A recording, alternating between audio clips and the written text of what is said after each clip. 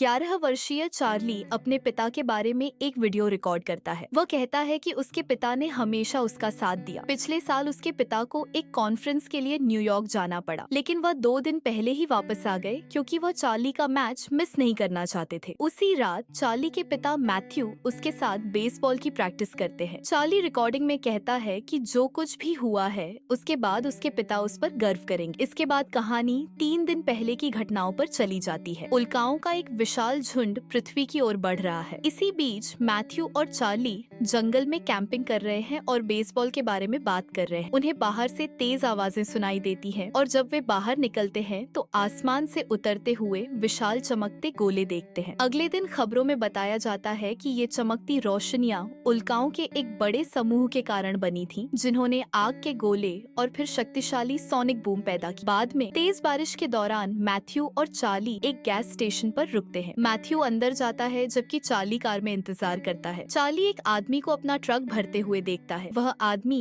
असामान्य दिखता है और उसके वाहन के पीछे एक मरा हुआ हिरण पड़ा होता है। कुछ देर बाद मैथ्यू चार्ली के लिए स्नैक्स लेकर लौटता है और दोनों घर वापस चले जाते हैं, जहाँ चार्ली अपनी माँ जून से मिलता है। मैथ्यू जून से उल्का वर्षा के बारे में पूछता है और वह बताती है कि वह पूरी रात जागकर उसे देखती रही, हालांकि उसके बाद पड़ोसी का कुत्ता से भाग गया। फिर वो मैथ्यू से पूछती है कि क्या उसने चार्ली को सब कुछ बता दिया है, लेकिन वह कहता है कि अभी नहीं। उसी रात मैथ्यू चार्ली को सुलाते हुए याद दिलाता है कि अगला दिन बहुत बड़ा है, क्योंकि वह ऑल स्टार 15 टीम में जगह पाने के लिए खेलने वाला है। चार्ली को लगता है कि वह टीम में नहीं आ पाएगा, लेकिन मैथ्यू उसे सिर्फ अपना सर्वश्रेष्ठ देने के लिए प्रोत्साहित करता है। उसी रात चार्ली को उस मरे हुए हिरण के डरावने दृश्य दिखाई देने लगते हैं। अचानक उसकी नींद उसके दोस्त डायलन के कंप्यूटर संदेश से खुलती है। डायलन कैंपिंग ट्रिप के बारे में पूछता है और चेतावनी देता है कि उसके बड़े भाई ने उन दोनों को धमकी दी है। इसी दौरान जून एक बार फिर मैथ्यू से पूछती है कि उसने अब तक चार्ली को सच क्यों नहीं बताया। मैथ्यू कहता है कि सच जानकर चार्ली पूरी तरह टूट जाएगा। इसके बजाय वह सुझाव देता है कि फिलहाल वह गैरेज में रहने लगे। दूसरी ओर डायलन चार्ली को संदेश भेजता है कि देर मत करना, वरना उनकी योजना खराब हो जाएगी। कुछ ही देर बाद चार्ली अपनी खिड़की के बाहर हलचल देखता है। पिता सड़क पर निकलता है जहाँ एक कुत्ते ने कूड़ेदानों को गिरा दिया है। मैथ्यू उस जानवर को भगा देता है, लेकिन तभी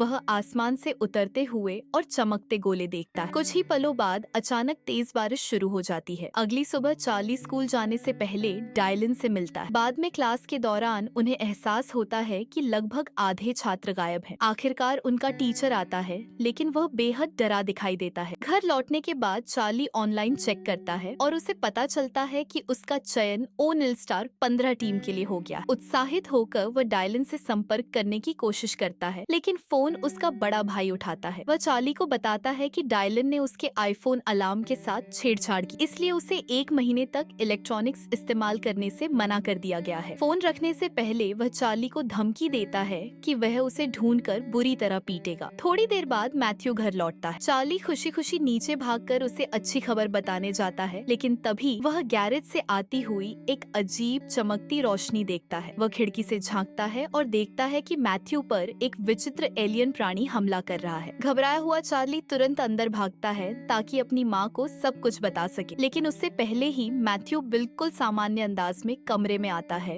और जून को चूमता है। चार्ली यह देखकर हैरान रह जाता है कि मैथ्यू पूरी तरह सामान्य व्यवहार कर रहा है। बाद में डिनर के दौरान मैथ्यू अचानक कहता है कि इस क्रिसमस पर पूरे परिवार को कहीं लंबी छुट्टी पर जाना चाहिए। अपने पिता के अजीब व्यवहार और डरावने हाव भाव से परेशान होकर चार्ली अचानक उठकर अपने कमरे में भाग जाता है। कुछ देर बाद मैथ्यू उसके दरवाजे पर आता है और प्यार से उसे दरवाजा खोलने के लिए कहता है, लेकिन जून उसे समझाती है कि आज रात चार्ली को अकेला छोड़ दे। मैथ्यू के जाते ही चार्ली टॉर्च लेकर खिड़की से बाहर निकलता है और चुपके से गैरेज की ओर जाता है। वह अंदर जाने की कोशिश करता है, लेकिन दरवाजा बंद मिलता है। दूसरी ओर घर के अंदर जून शाम को चार्ली को संभालने की कोशिश करने के लिए मैथ्यू का धन्यवाद करे। उसी समय मैथ्यू बाहर चार्ली को छिपते हुए देख लेता है। वह तुरंत उसे ढूंढने बाहर निकलता है, जिससे घबराकर चार्ली भाग खड़ा होता है। चार्ली दौड़ते दौड़ते डायलन के घर पहुंचता है, जहां उसकी मुलाकात उससे होती। कुछ ही पलों बाद डायलन का बड़ा भाई भी वहां आ जाता है, डरा हुआ और बुरी तरह घबराया। चार्ली उन्हें गैरेज में देखी सारी बात बताता है और कहता है कि उसके पिता के साथ कुछ बहुत गलत हो चुका है। वे अभी उसकी बात पूरी तरह समझ भी नहीं पाते कि तभी डायलन की माँ आकर बताती है कि चार्ली का पिता उसे घर ले जाने आया है। मैथ्यू चार्ली को वापस घर लाता है और उसके कमरे में बंद कर देता है। डरा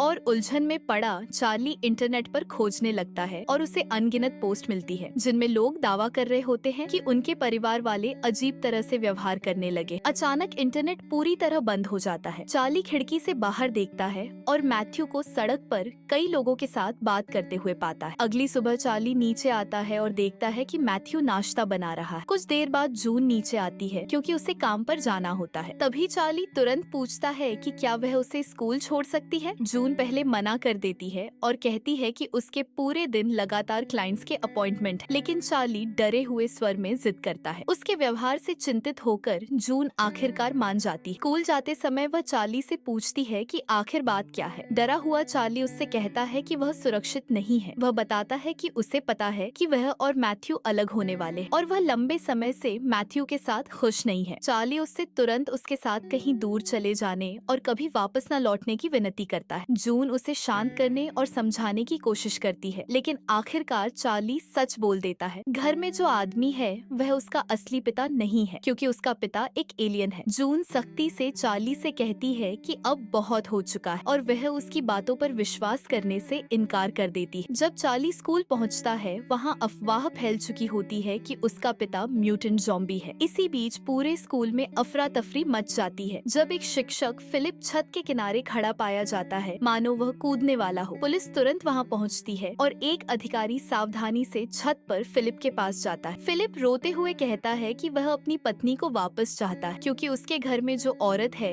वह असली पत्नी नहीं बल्कि कुछ और। अधिकारी उसे शांत करने की कोशिश करता है और कहता है कि वह उसकी मदद करना चाहता है, लेकिन इससे पहले कि कोई उसे रोक सके, फिलिप नीचे कूद जाता है। इस भयावह घटना के बाद स्कूल सभी छात्रों को जल्दी छुट्टी दे देता है और उनके माता पिता को उन्हें लेने के लिए बुलाया जाता है। मैथ्यू चार्ली को घर ले जाने स्कूल पहुंचता है, लेकिन चार्ली चुपके से अकेला घर लौटता है और गैरेज के ताले को तोड़ देता है। अंदर उसे कोने में छिपा एक कूड़ादान दिखाई देता है। जब वह उसे खोलता है तो उसके अंदर अपने असली पिता की सूखी बेजान लाश पाता है। कुछ ही पलों बाद मैथ्यू अचानक वहां आ जाता है और शांत स्वर में कहता है कि उन्हें बेसबॉल खेलने चलना चाहिए। खेलते समय चार्ली आखिरकार स्वीकार करता है कि उसे सच्चाई पता चल चुकी। मैथ्यू बताता है कि उसकी जाति ने अपनी पूरी दुनिया खो दी थी और वे अनगिनत वर्षों तक तारों के बीच भटकते रहे, बिना किसी भविष्य और बिना किसी उम्मीद की। लेकिन अब सब कुछ बदल चुका है, क्योंकि वह फिर से जीवित है। फिर वह चार्ली से कहता है कि जल्द ही उसे भी उनके साथ जुड़ने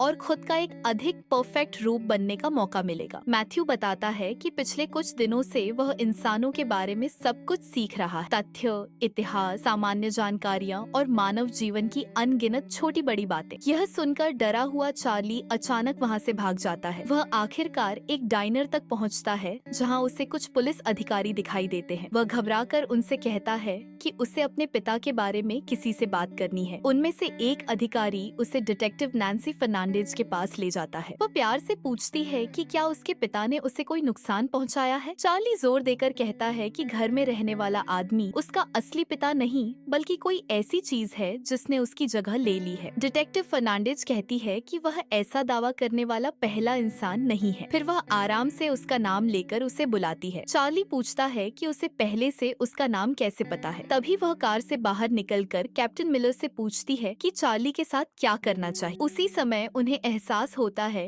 कि चार्ली कार से भाग चुका है। चार्ली रेलवे स्टेशन की ओर भागता है, लेकिन वहां पहुंचने तक ट्रेन निकल चुकी होती है। घबराहट में खड़े खड़े वह सामने एक पिता और बेटे को देखता है। वह छोटा लड़का चुपचाप उसकी ओर देखकर होंठों से मदद कहता है। यह देखकर डरा हुआ चार्ली स्टेशन से भाग जाता है और डायलन के घर पहुंचकर उसके बड़े भाई हेनरी से मदद की भीख मांगता है। इसके बाद वह हेनरी और डायलन दोनों को गैरेज में सच्चाई दिखाने ले जाता है, लेकिन जब वे कूड़ादान खोलते हैं तो वह पूरी तरह खाली होता है। सबूत ढूंढने के लिए तीनों कचरा संग्रह केंद्र पहुंचते हैं, जहां वे हजारों लाशें ढेरों में फेंकी हुई पड़ी होती हैं। उधर घर पर जून चार्ली के गायब होने से लगातार परेशान होती जा रही होती है। मैथ्यू शांत स्वर में उसे समझाता है कि चार्ली पहले भी दोस्तों के साथ समय का ध्यान खो चुका है। वह कहता है कि 1 घंटा और इंतजार कर लेते हैं और अगर वह तब भी वापस नहीं आया तो वह आसपास जाकर उसे ढूंढेगा। बाहर चार्ली गैरेज की खिड़की के पास जाकर मैथ्यू को मिडिल फिंगर दिखाता है। मैथ्यू तुरंत उसके पीछे गैरेज में चला जाता है। अंदर पहुंचते ही वह कहता है कि अब समय खत्म हो चुका है। घबराया हुआ चार्ली कहता है कि वह तैयार है लेकिन डर रहा है। जैसे ही मैथ्यू आगे बढ़ता है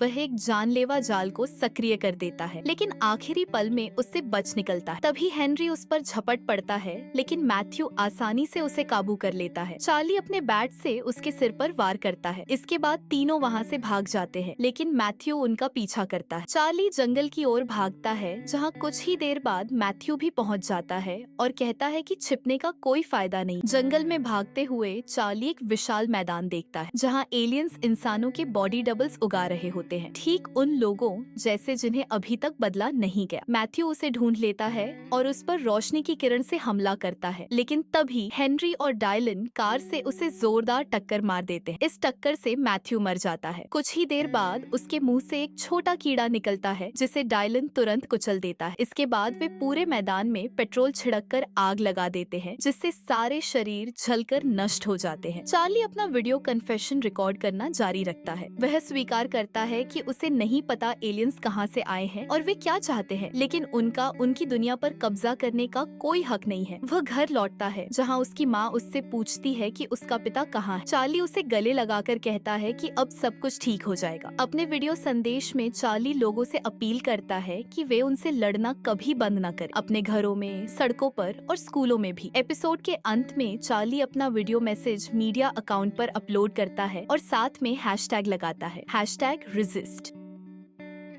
चैनल को लाइक और सब्सक्राइब करना न भूलें।